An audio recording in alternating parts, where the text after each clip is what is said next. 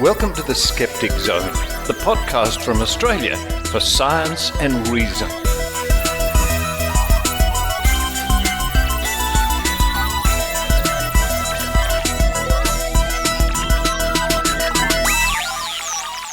Yes, it's the Skeptic Zone podcast, episode number 928.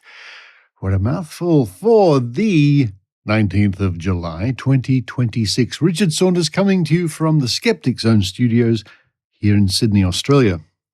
Just a couple of hours away before the third place playoff for this year's FIFA World Cup, if you're into that sort of thing. Coming up on this week's show, talking about Europe. Well, we're not talking about Europe, but the two teams about to play are from Europe. That's France and England. Our reporter in Canada. This is starting to get a bit international, isn't it? Our reporter in Canada, Adrienne Hill, catches up with András Pinter from the European Skeptics Podcast. The real ESP experience there. Now they stroll along in the Rocky Mountains in Alberta, Canada, and Adrienne finds out all about the latest goings-on in Europe with skepticism, including news of the convention coming up later on in the year in Liverpool, and a hello to our friends at the Merseyside Skeptic Society. Because the European Skeptics Congress 2026 will be held in Liverpool later this year. In fact, that will be from the 16th to the 18th of October. And just looking quickly over at the website at the moment, which is escliverpool.org. And what do we find? Oh, a picture of the statue of the Beatles. Tickets for the 21st European Skeptics Congress are now on sale. I'm sure we'll be hearing more about that in the months to come. Anyway, find out more when Adrienne Hill chats to András Pinter. Following that, we head over to Quack Watch at quackwatch.org to read a piece by our friend Ken McLeod about the disgraced health practitioner Barbara O'Neill. Find out about some of her nonsense coming on later in the show. Then we have the Australian Skeptics Newsletter, read once again by Adrienne Hill, written by our news editor D. And to round off this week's episode, we go way back to the Sun newspaper from 1924 to hear about crime and the supernatural and some tall tales from Australia. Now, coming up later on in the show, at some juncture or other, you will hear from Michelle Bijkersma, who tells you in Japanese, and if you don't speak Japanese, I'll tell you what she's going to say, and I play this every now and then, that if you go to skepticzone.tv and scroll right to the bottom of the page, you'll see a little posting there that says free origami posters. And there are 4 posters you can download in high resolution. And there are 4 posters there you can print out in high resolution, print out and frame, put on the wall. Origami I've folded over the years and photographed in high detail. One of my favorites are 3 little ducks sailing away or floating away on a 50-cent coin. Anyway, check those out. Also at the bottom of the page, you'll find links to the various radio plays the Skeptic Zone has done over the years, including Solar Flare and The Adventures of Psychic Penny. Well, that's enough for me at the moment. It's time for me to run down the stairs and get a cup of coffee and try not to spill it, which I sometimes do. It's very annoying. I don't know about you, but I've sort of had this situation all my life where I don't quite know where my extremities are. So my toes often meet bits and pieces and I stub my toe. Very painful. And my hands sometimes knock things over like hot cups of coffee. Very annoying. Anyway, while I do all that, I hope you enjoy the Skeptic Zone.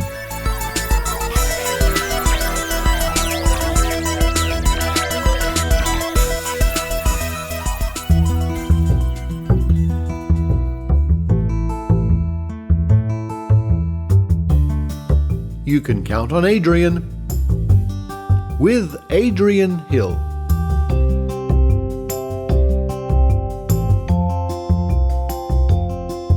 Hello, everybody. It's Adrienne Hill coming to you from Skookum Studios in Calgary, Canada. And I had the opportunity to interview András Pinter from Hungary, who is also the co-host of the ESP podcast, or the European Skeptics Podcast.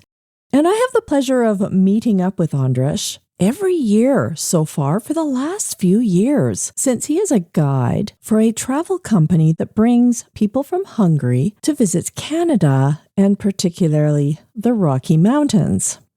So I have the opportunity to meet up with András in Canmore, which is about an hour drive from my house. Any chance I have to get to go to the Rocky Mountains, I will grab it, especially when I get to meet a friend. We did something a little bit different this time, so we'll see how it turns out. We decided to do this walking from the restaurant back to the hotel where my car was parked. Neither of us was particularly good at it. Apparently, we need to practice. We stopped a lot, and my husband Greg was with us, and we lost him. He got fed up with trying to wait for us, and we did our best not to get hit by any cars crossing streets, which we did. We avoided all the cars. We had a wonderful chat, even if it was a difficult one to try and walk and talk at the same time. It always looks so easy in the movies. I hope you enjoy this talk with András Pinter from Hungary. Oh, this is Adrienne Hill, and I'm walking along outside with a friend that I meet up around this time every year. Welcome back to Canada. Thank you. It's exciting to be back. And it's András from the ESP podcast doing his yearly trip through Canada. How are you enjoying it so far? Yeah, well, this is the part that I enjoy the most every single time that I'm here. Honestly, not only because we always have the opportunity to meet up here. That is a part that I love very much. But this is the Rockies. Come on. This is the best part of Canada. I enjoy being here. I enjoy showing these places to Hungarian people and telling them stories, telling them about the geology. I've always wanted to be like David Attenborough. I realized quite early that I wouldn't ever be able to, but I wouldn't pass on an opportunity to at least try. And right now we have a beautiful sunset happening, though we're going to get a bit of wind here as we're walking along. And the temperature is lovely, short sleeves. For the Rockies anyway, it's pretty warm. Greg's cold. But you're also going to be taking your Hungarian tourists to see some interesting things tomorrow, including some interesting folklore. Are you referring to Minnewanka and the Lake Spirit there? The Lake Spirit and other things too. And other things as well, yeah. I just recently heard that there is, under the water, there is also an old car that was left there. And it's just sitting there, very well preserved because of the cold water. That's correct. It's not just a car, though. Did you know there's a whole town? Yeah, Minnewanka Landing. Yeah. And there was once an interesting, I don't know, what would you call them, a cryptid, I guess? Oh, yeah. That would threaten the lives of people who were out on boats on the water. Do you know what I'm talking about? Yes, it's the, what is it called? I don't remember the name. The merman. The merman. You almost said it. Herman the merman. Yeah. Half something, half human. Supposedly, reportedly. And you've never actually seen it before, have you? No, but I've been looking, just like the Sasquatch. What are some interesting things you've been talking about on your podcast lately, for those who don't listen, who should be? Thank you. Yes, you should all be listening to the European Skeptics Podcast. We've been celebrating the fact that we managed to get rid of a government in Hungary that was spreading misinformation, that was basically duping people, and apparently propaganda and disinformation campaigns cannot be that sufficient for that long a time. Which is good news for another country we know. Are you referring to the closest neighbor to Canada? The south? To the south of us? Yes. Well, I think being immune to misinformation would be very important to have for Albertans as well. Oh, very much so. Now, I understand, though, your former government at least wasn't too anti-vaccine. I think I heard that on your podcast. No, they were pretty much pro-vaccine. I mean, if you're referring to the COVID era. But the problem was that they were pro-Russian vaccine and Chinese vaccine. So that's what they were battling. And that really destroyed a lot of the trust that people had in the government and how they handle things like a pandemic. So those vaccines were not as effective? Well, no. But the real problem was that they started introducing them in the country before we knew how effective they were. That's a problem. It was a problem, yeah. And they got a lot of criticism for it. Yet that was just one example of how they were not led by any kind of scientific thinking or fact, for that matter. We have to be careful here. We're about to cross a street, and I don't think people can see us very well. It is a crosswalk. They're supposed to stop. And I'm looking forward to the next part of our walk, where we are going to be crossing some Colombian ground squirrels. Not stepping on them, but hopefully. Yeah. Maybe seeing them. We saw them on our way to dinner earlier. Yeah, and they were making their calls, Yep. warning calls. The people on your tour were fascinated by them. Oh, yeah. Even though we in Hungary, we do have ground squirrels, Right. but we rarely see them because they live in one particular part of the country, and a lot of people don't see them ever in their lives. So they are very excited about them. I know no people here are not, because they're so common. Yeah, they're everywhere. However, I don't think I have seen so many standing alert and calling like that. They were very active. Yeah, because they saw a large group coming through. So They were very cute. What are you skeptical of this week? Sway so what are you skeptical of this week? of this week, everything. I'm generally skeptical about everything. Did you see anything in Canada that you saw that you were a little horrified about? Or did you see something before you left Hungary or hear about something in Europe? Well, in Europe, there are a couple of things that I'm worried about. But we have good news as well for the listeners of the Skeptic Zone. You might not have heard that Europe is actually loosening the grip on GMOs. Great news. That is great news, and we have reported it on the European Skeptics Podcast, so that is one very positive thing. We gave out a Really Right award for that too, which is what we do when we really appreciate something that has a skeptical angle to it. I just appreciate the fact that you guys, you and Greg, came out to see me, because that's such a long drive, and I appreciate that very, very much.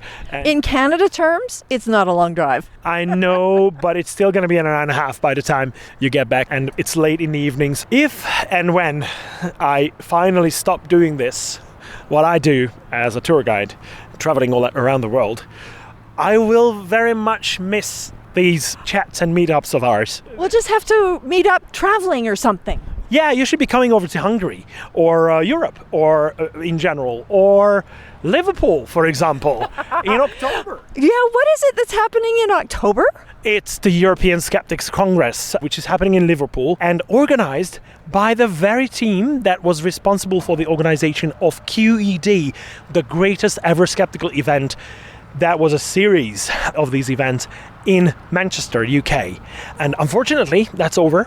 But these guys decided to take on the task of organizing the European Skeptics Congress, and we are really, really happy about that. And I'm looking forward to it. It's going to be like a mini QED, I think.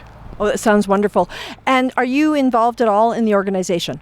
No, because these guys don't need us. There is AXO and the AXO leadership, but these guys, Michael Marshall, Alice Howarth, Mike Hall, and the other guys, I don't know if Andy Wilson will be involved. The team that they have put together, a lot of people were involved in QED, and these guys are just amazingly good at their job.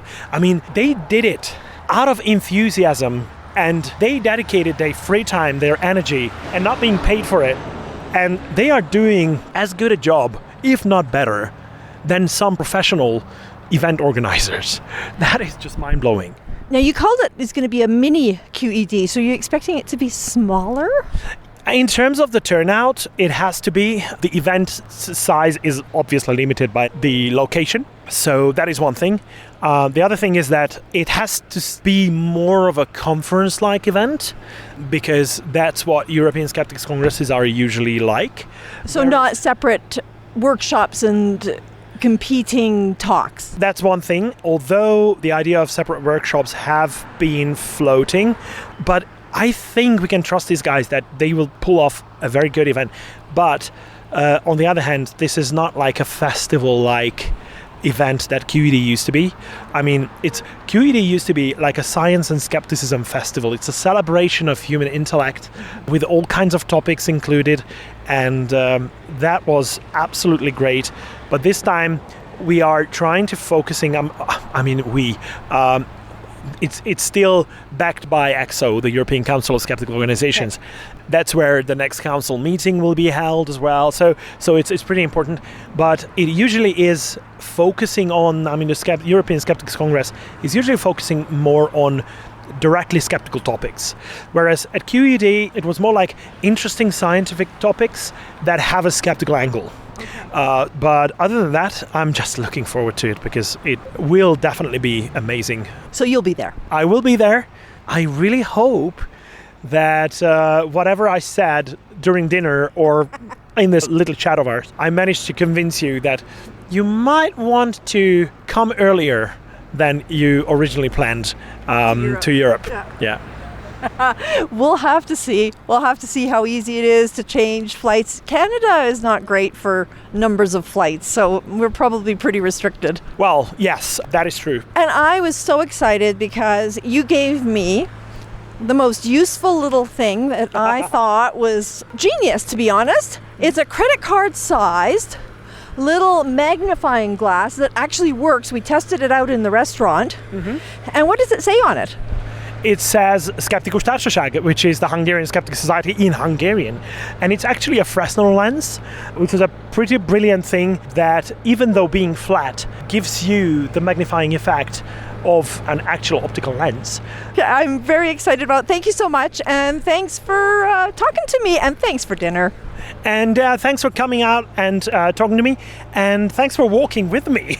And this is probably my first time ever doing a walking interview anywhere. Yeah, and we have discussed at length EVs at dinner, and it's always so good to see similarly sparkling eyes when it comes to the idea of electric vehicles, because usually I can talk about it, and you were, for a long time, you were the first people that I didn't see the faces to be overwhelmed by boredom. It's like, yeah, I could be a little bit obsessive when it comes to Greg was right into it too.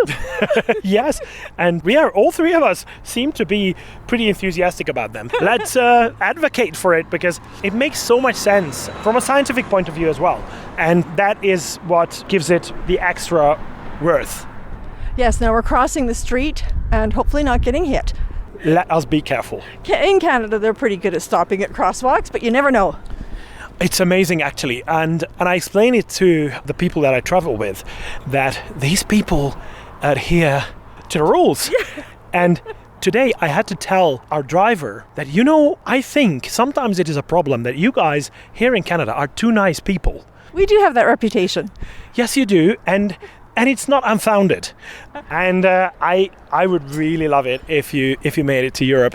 But definitely, if you're ever in Hungary, oh yes, please let me know. We're going to definitely come to visit you, hopefully sooner rather than later. It's a deal. It's a deal. Wonderful. Thank you so much, András. Thank you, Adrienne, and take care on the way back home. Thank you. Until next time, this is Adrienne Hill from the parking lot at a hotel in Canmore, just outside of the Banff National Park in Canada. Where'd we go? Oh, we lost Greg.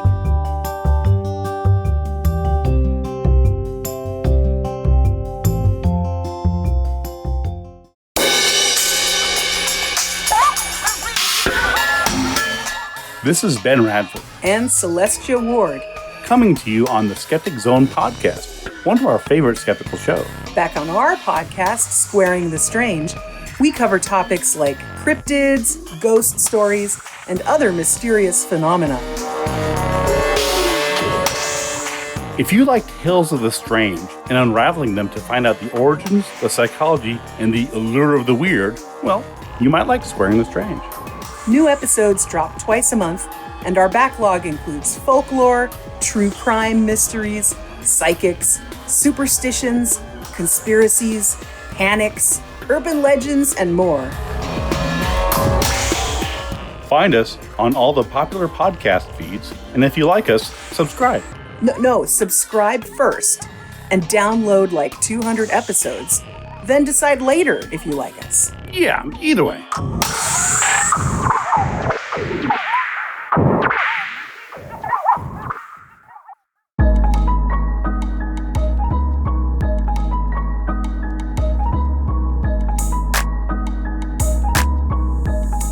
Now, Skeptic Zone listeners probably remember the name Barbara O'Neill. Barbara O'Neill is a disgraced so-called natural therapist who gallivants around the world dispensing her particular brand of quackery. Well, our friend Ken McLeod has written about Barbara O'Neill, and this is published over at Quack Watch at quackwatch.org, and I will add a link to this item in this week's show notes. Be wary of Barbara O'Neill's health recommendations, by Ken McLeod, published July 15, 2026.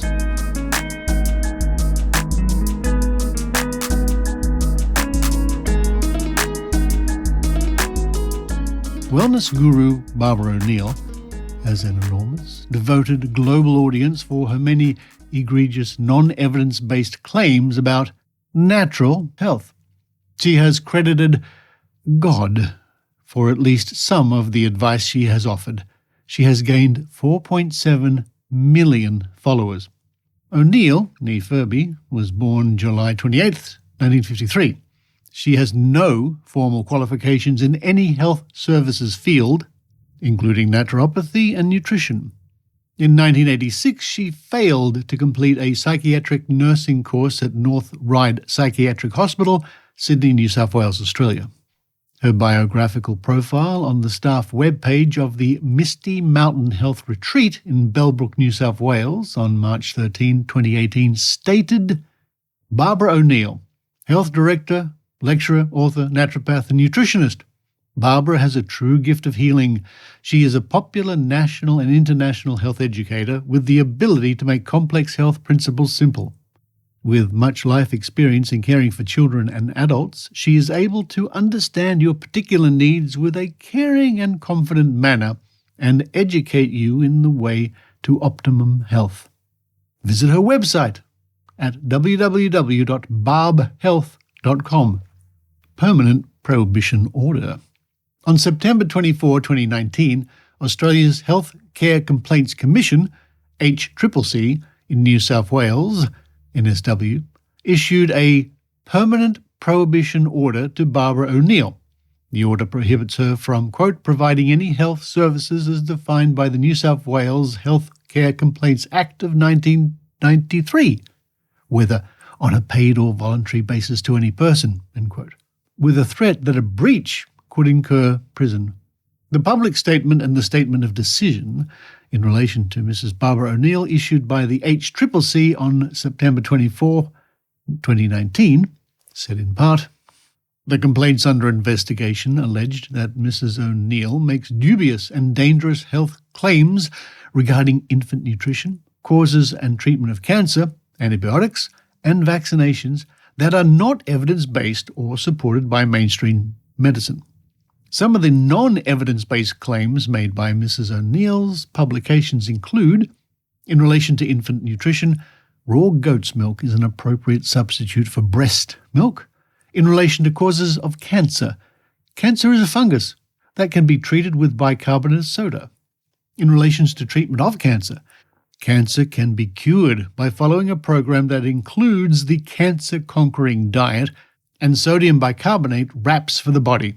In relation to antibiotics, pregnant women diagnosed with strep B do not have to take antibiotics.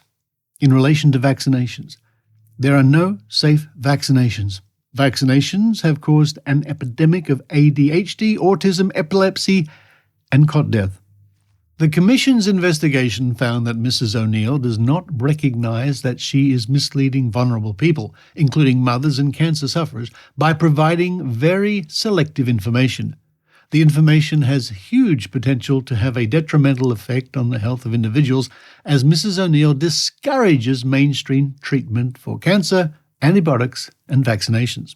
On the basis of the above evidence, the Commission found that Mrs. O'Neill breached the Code of Conduct for Unregistered Practitioners in that she failed to provide a health service in a safe and ethical manner, held herself out as able to cure cancer, dissuaded clients from seeking or continuing treatment by a registered medical practitioner, engaged in misinformation in relation to the services she provides, failed to keep records of consultations.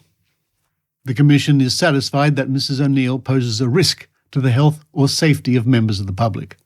The HCCC's full investigation report is available on their website. I'll break in here to say, needless to say, that this item has references and links. In July 2026, O'Neill returned to the Brisbane suburb of St. Lucia to launch a new, quote, medical negligence, end quote, charity at a 800-person sold-out event during which she made dubious health claims including A. grated potato as a treatment for stepping on a rusty nail or for major cysts, B.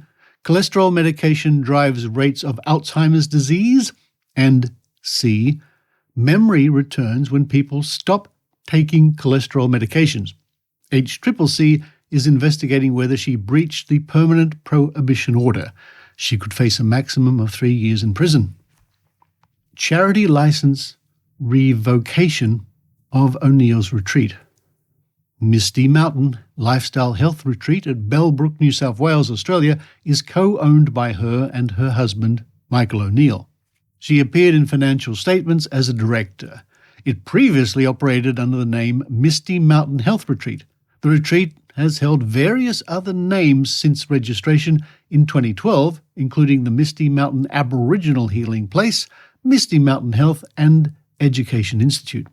On March 25, 2021, following an investigation, the Australian Charities and Not-for-Profits Commission, ACNC, the Australian National Charity Register, revoked the charity registration of Misty Mountain Health Retreat Limited. The investigation was completed on March 23, 2021, with the decision to revoke charity registration backdated to July 1, 2017.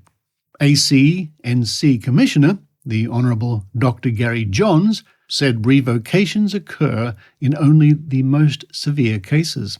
Quote, revoking charity registration is the ACNC's strongest compliance action. Misty Mountain Health Retreat Limited can no longer access Commonwealth charity tax commissions. End quote. Seminars and consulting.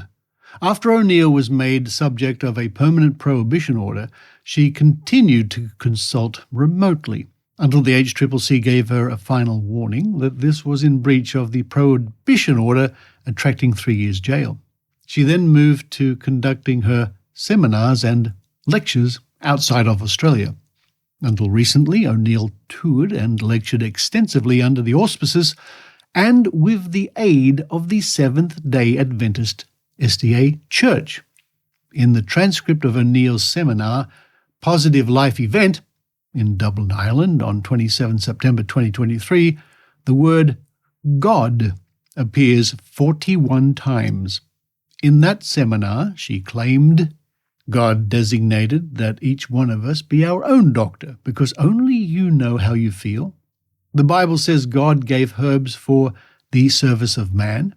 The Bible says in Leviticus, the life of the flesh is in the blood, because the blood has everything that our CBD, the Central Business District, against the human body.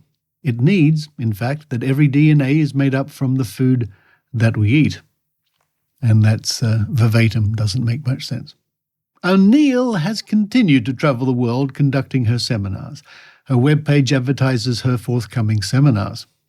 Unsubstantiated claims and science denial.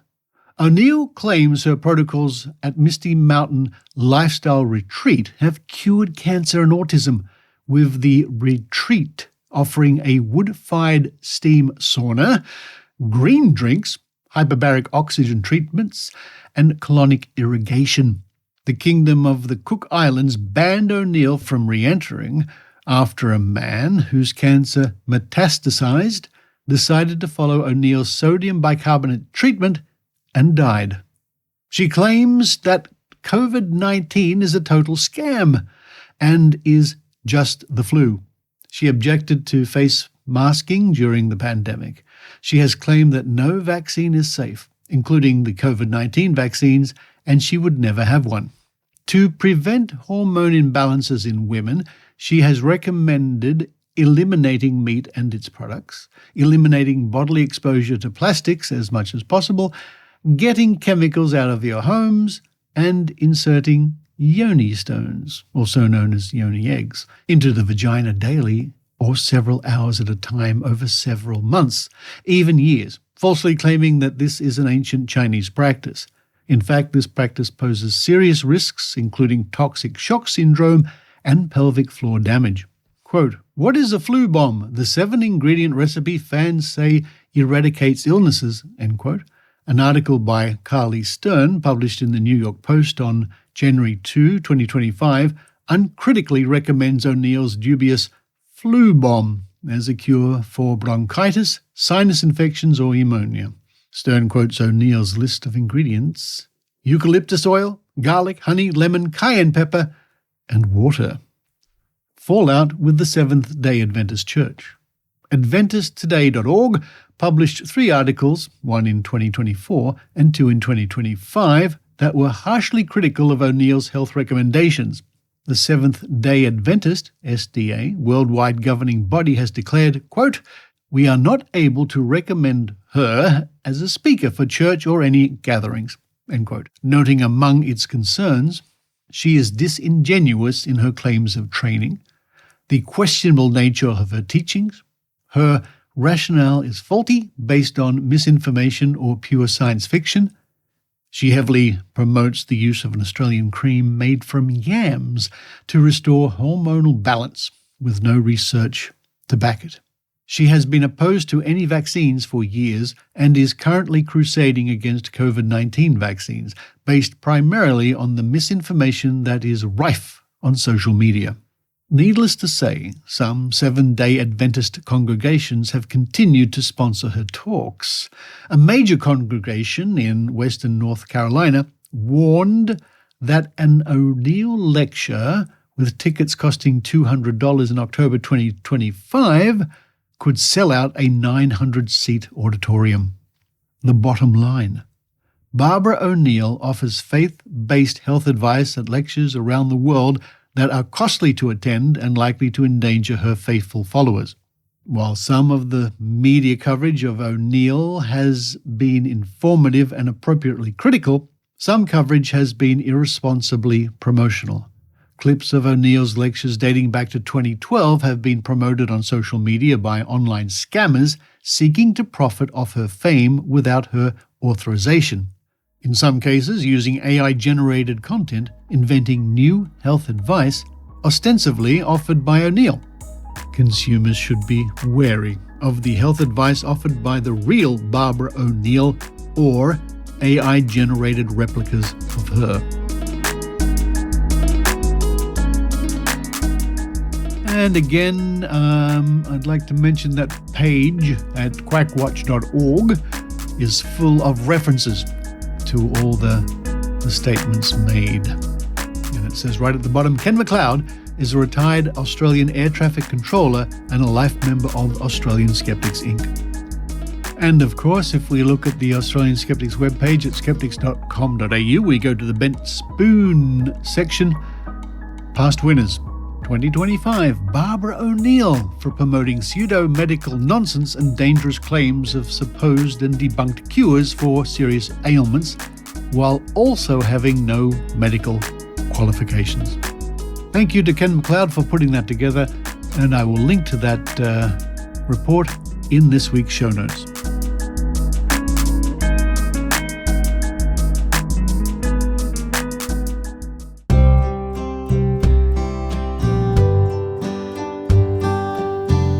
ただいま聞いていただいているポッドキャストはオーストラリアから The Skeptic Zone という科学と論理のポッドキャストです。英語は世界中で数ある言葉の一つですが、このポッドキャストはいろいろな国の言葉で紹介します。www.skepticzone.tv を調べて、ホームページの下までにスクロールすると、折り紙のピガサスという翼のある豚を工夫したリッチャード・ソーンダースのオリジナルの折り紙のポスターをダウンロードをすることができます。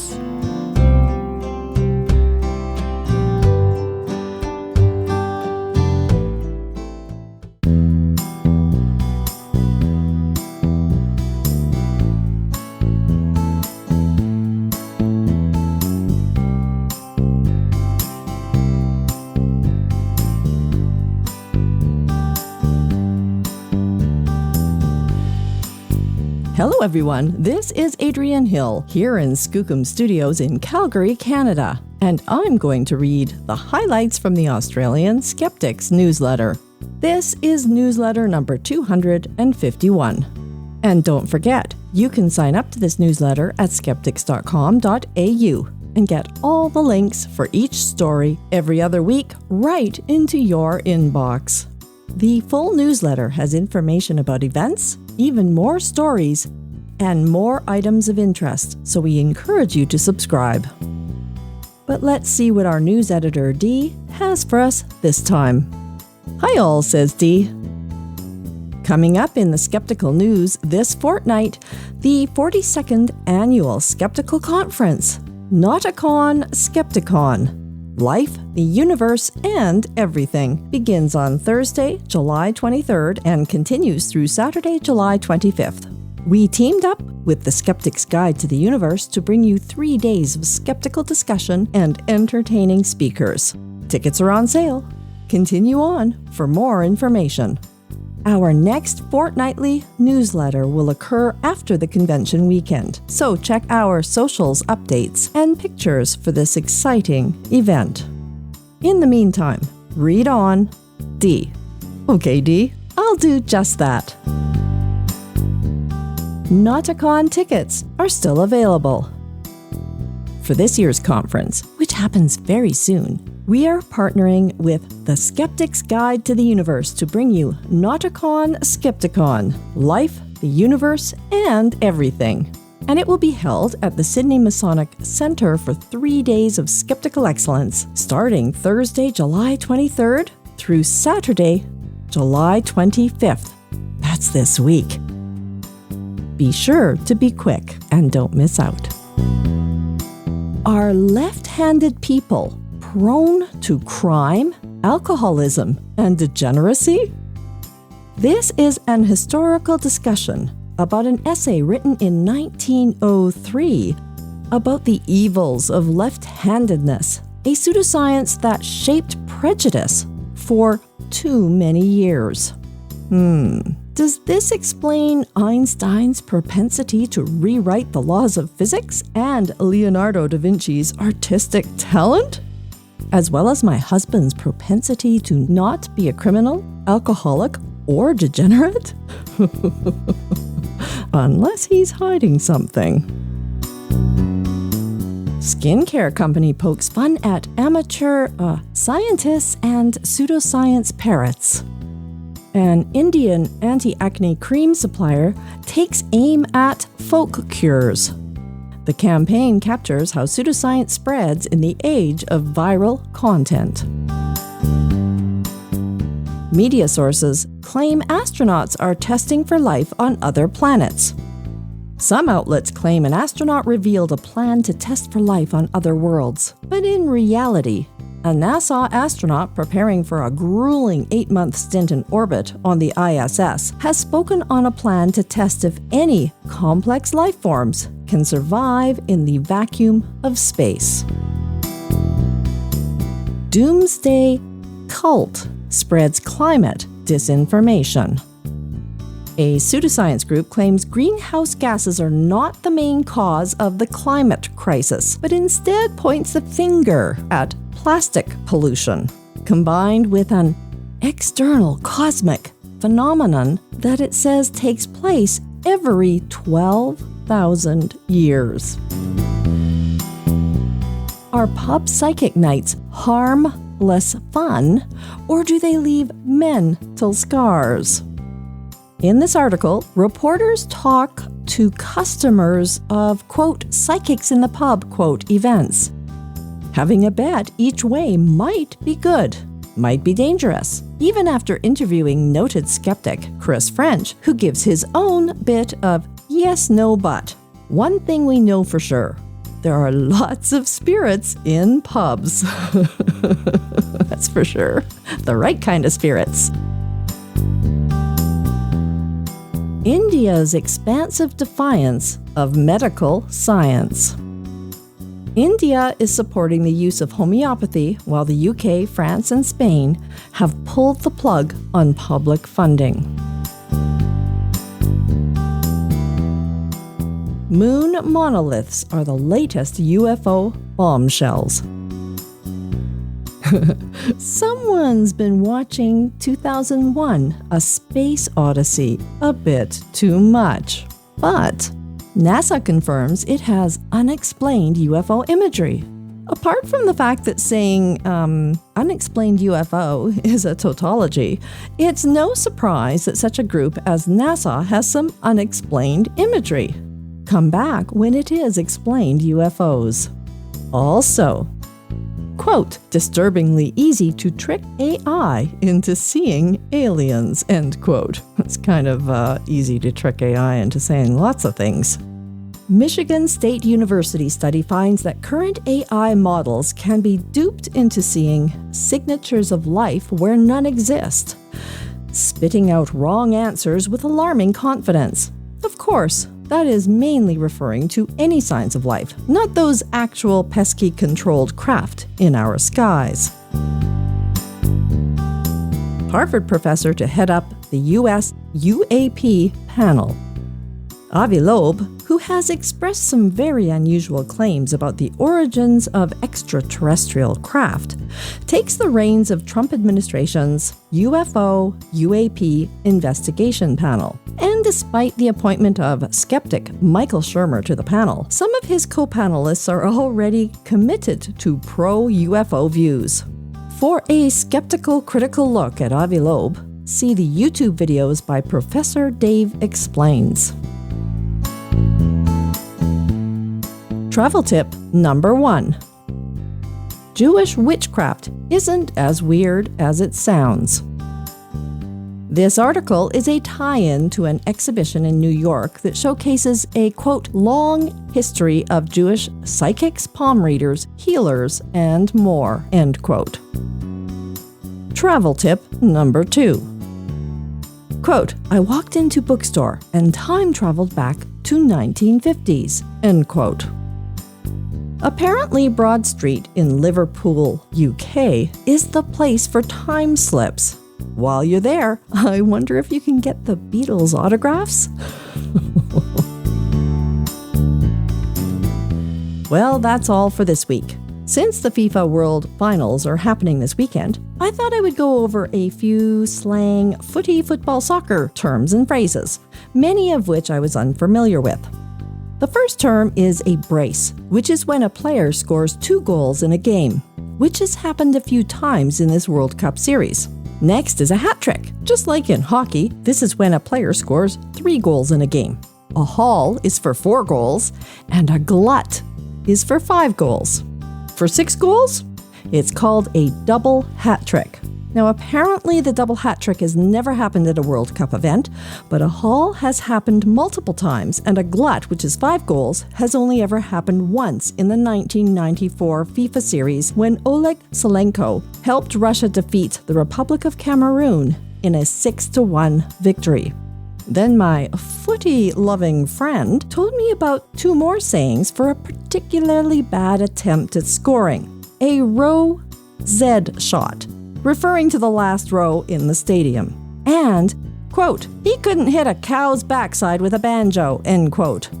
Now, a magnificent goal from a long way down the field is called a worldie. According to DW.com, some interesting rituals and superstitions that players believed might help to win were players stepping out onto the field with their right foot first, playing with wet socks and boots, kissing a teammate's bald head before each match, purposely missing the goal in warm-up so as not to use up potential goals, and lastly, in the 1990 World Cup, Argentinian goalie Sergio Javier Goycochea would regularly urinate on the field before a penalty kick.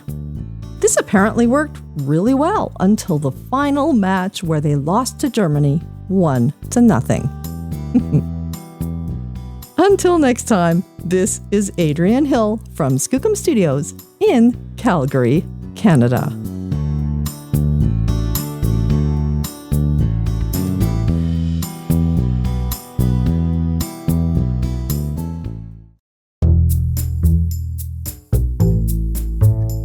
Hi, I'm Leslie Rosenblood, host of Podcast for Inquiry, the official podcast of the Centre for Inquiry Canada.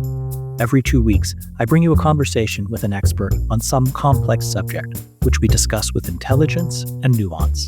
The goal is that you come away with more than just a surface-level understanding, as well as an appreciation for a genuine spirit of inquiry. If your intellectual curiosity extends to science, religion, philosophy, economics, humanism, politics, and more, subscribe to Podcast for Inquiry today, available anywhere you get your podcasts. A video form is also available on YouTube on the Centre for Inquiry Canada's channel. I look forward to welcoming you to the inquiring community.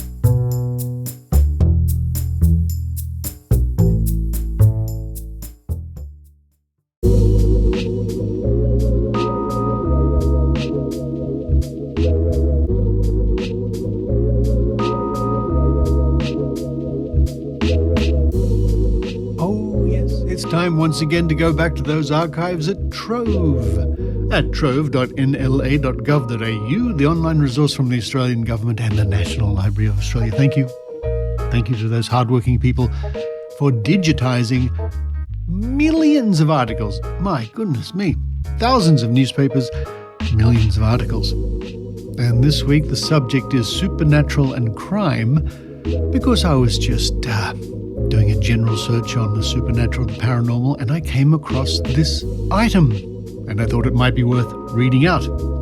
And this comes to us from the year 1924.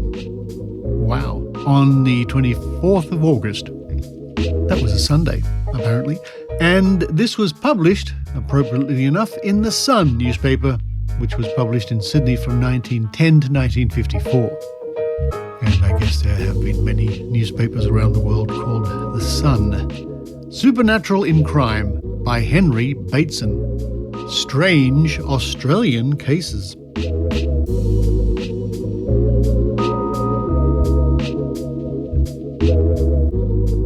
The recent murder of a bank manager in England, Mr. Hall of Borden, is by no means the first case in which some supernatural agency has been recorded, but cases in which the victim has premonition of his murder are extremely rare. Australia can produce only one such case, but it is such a remarkable and amazing story.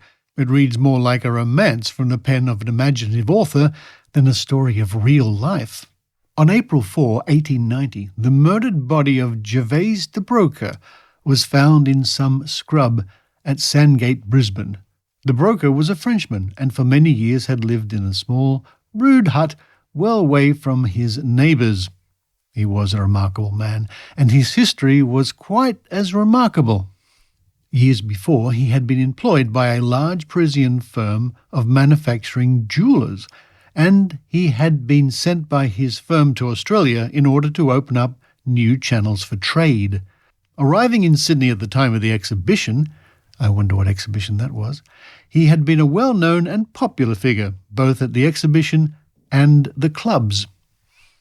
The murdered hermit. Then he had disappeared, and when next he was heard of, he was penniless and almost starving. His story was that he had been robbed of the very valuable jewellery entrusted to his care, and that as a result of an attack on him by a thief, he had been in hospital for many months. When he was sufficiently recovered to be discharged, he found that his clothes, his jewels, and his money had been stolen. Feeling himself disgraced, he did not desire to return to Paris, even had he had his passage money, and so he started humping his bluey, and that's old Australian slang for travelling about, walking about like a hobo. He made his way to Brisbane, where he settled down at Sandgate. Here he eked out a bare existence by making baskets and mats and selling them for a few shillings each. About a year before his death, he was interviewed by an enterprising newspaper reporter. A quiet, well-educated man, the broker astonished the reporter by his knowledge on all manner of subjects, but gradually the Frenchman was coaxed to relate the story of his life. He claimed that he was being pursued by an enemy who desired his death, and it was due to this mysterious person that he had been robbed and injured. Then the broker prophesied that one day his enemy would discover him and would murder him. His premonition was verified. It seems utterly impossible that this Frenchman should have been followed from France to Australia by some enemy and then hounded across the Commonwealth until the couple met at Sandgate. But the fact remains that the broker was murdered, and he had said he would be murdered. Living the life of a hermit, he had come into contact with but a few people, and none among them could in any way be described as an enemy. The broker would hardly have been murdered by somebody desirous of gain, because the Frenchman lived in a state of absolute poverty. To this day, the case remains unsolved, and there is no doubt that it is one of the most extraordinary cases in the annals of Australian crime.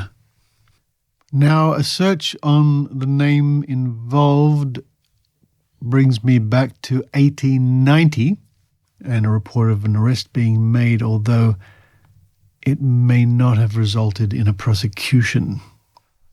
A bit of a tenuous link there to the strange and the mysterious, I have to say, although maybe they just needed to fill up column inches way back in 1924. A mysterious voice.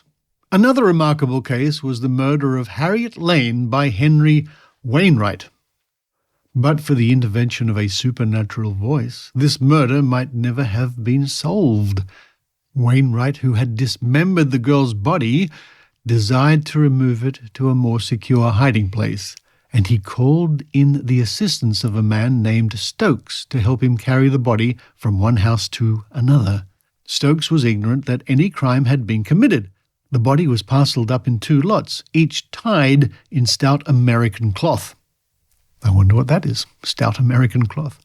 The 2 men, each carrying a parcel, proceeded along a London street in broad daylight, but at the corner, Wainwright decided to obtain a cab. Instead of sending Stokes to fetch the vehicle, he made the error of going himself. Stokes, left in charge of the parcels, settled his back against a fence, but suddenly he was startled by hearing a voice from beneath his feet say, "Open the parcel. Open that parcel. Look in that parcel." Amazed, he looked around to find the speaker, but he was alone, and the nearest person was well out of hearing. Again, the mysterious voice ordered him to open that parcel. Chase and arrest. This time he obeyed, and peering at one corner, he was amazed to see portion of a human body. Hastily he replaced the cloth, and he was about to set out in quest of a constable when Wainwright returned with a cab. Stokes assisted to put the parcels inside, and having received his pay and been dismissed, made as to walk off. As soon as the cab started, however, he gave chase and, attracting the attention of 2 policemen, told them the story. The result was the arrest and conviction of Wainwright. Stokes' evidence, as detailed here, needless to say, created a tremendous stir when delivered in court. I bet it did. The most frequent supernatural intervention in the discovery of murderers is by means of dreams. The number of cases solved in this way is large. But there is only one authentic instance recorded in Australia. The Benalla tragedy. Early in the 90s, of course the 1890s, a man and his semi-idiotic son, I wonder what that means, were living in a small hut close to Benalla, Victoria. One day the son disappeared, and as time went on it was concluded that he must have gotten lost in the bush and died of starvation and thirst. The hut was burnt down, and the old father was taken to a nearby asylum. Several times each week he would walk across to his old home and start staring into the dead ashes for an hour or 2 at a time. 2 years after his son's disappearance, a neighbour dreamt that the son's body was buried beneath the spot where the hut stood. An investigation revealed that such was the case, and the police were able to prove that the son had been murdered by his father. The Red Barn mystery was solved in exactly the same way. Maria Martin was shot by William Corder, who buried her body inside a red barn on his mother's farm. For months, nobody suspected a tragedy had occurred. The girl was supposed to be in London, the wife of Corder. Then Mrs. Martin dreamt that her daughter was buried in the red barn, but she paid no attention to it. When, however, she dreamt the same dream on 2 other nights, she told her husband, and an examination of the barn resulted in the discovery of the body. Corder was hanged. The strangest case of supernatural intervention, however, took place in England some years ago. A man was on trial for murder, and from the trend of the evidence, it certainly seemed as if he would be acquitted. Suddenly, however, the prisoner jumped up into the dock with a face as pale as the moon and a hand that trembled violently. He protested that the witness then about to give evidence had no right to be there. His pleading caused a sensation in the court because at the moment the witness box was empty. Gradually the judge managed to make the prisoner speak coherently, and it was then that the astonished court learned that he had seen the murdered man in the witness box giving evidence. It was too much for the prisoner. He broke down and confessed his guilt.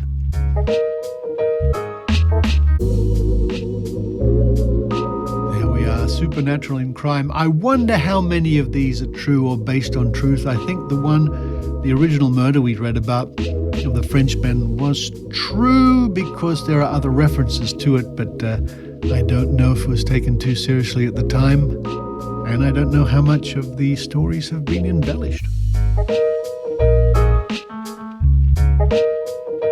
Some interesting stories way back there in 1924. And again, I just stumbled across that as I was researching general paranormal, supernatural, and that sort of thing. But you too can stumble across interesting things or fall over and get back up again and keep reading when you visit Trove at trove.nla.gov.au, because when you go there, you never know what supernatural things you might find.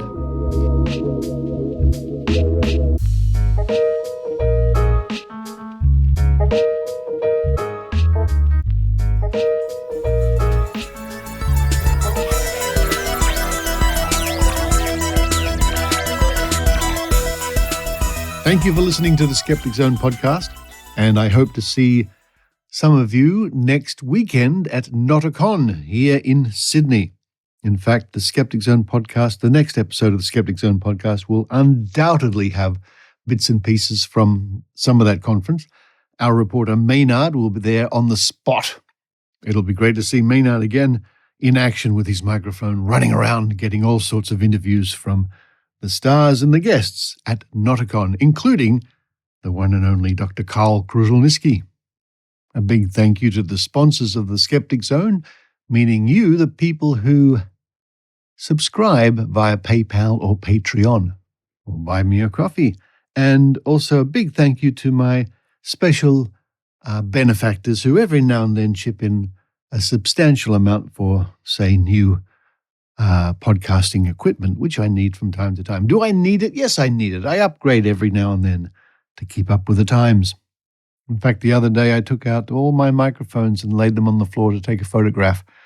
Oh my goodness me. Some people collect stamps. Hello, Susan Gerbeck. But for this week, until Noticon, this is Richard Saunders signing off from Sydney, Australia.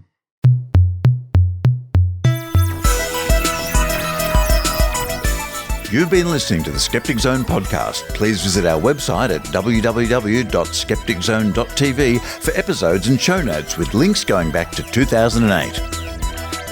You can follow the Skeptic Zone on Facebook, X, TikTok and YouTube by clicking the links at our homepage, together with links to support the show financially via Patreon or PayPal. The Skeptic Zone is an independent production. The views and opinions expressed by our guests are not necessarily those of the Skeptic Zone podcast or any other skeptical organisation.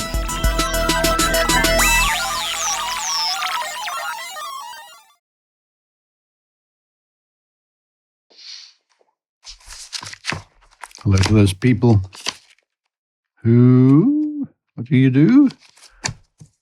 Who listen after the music for the dice game. This is where we roll a dice or die, usually 4 times, and we all use our collective psychic predicting magic powers to guess the number that's going to come up. This week we have a D6, a 6-sided die. In fact, this die is a souvenir from the Squaring the Strange podcast. And earlier on in the show, I cheekily used one of their little musical bits for What Are You Skeptical Of this week? Sway so what are you skeptical of this week? Yeah, that one. Anyway, a big shout out to Celestia Ward and Ben Radford from Squaring the Strange. I'm sure they got a laugh out of hearing their bit of music in the show. Anyway, let's do it. I'm going to roll this one 4 times. 1, 2, 3, 4. Write my predictions down. For my first one, I'm going to predict 6. The second roll, I'll predict 2. The third roll, I'll predict 1. And the fourth roll, I'll predict 5. Here we go. So predict away. Use your psychic magic powers or your ability to guess using dumb luck. First roll coming up. 6. What did I say? 6. Aha. Nice to get off to a good start. All right. Second roll. Here it comes. 3. Oh, I predicted 2. Oh, well. Third roll coming up. Predict away. Here it comes. What did I predict? I predicted a 1. It's another 6. Okay. And the last roll coming up, I predicted a 5. What's it going to be? A 5. Hey, that's not bad. I got 2 predictions correct this week. And this week's winning numbers are 6, 3, 6, 5. Sounds like the start of a fictitious telephone number from some American sitcom.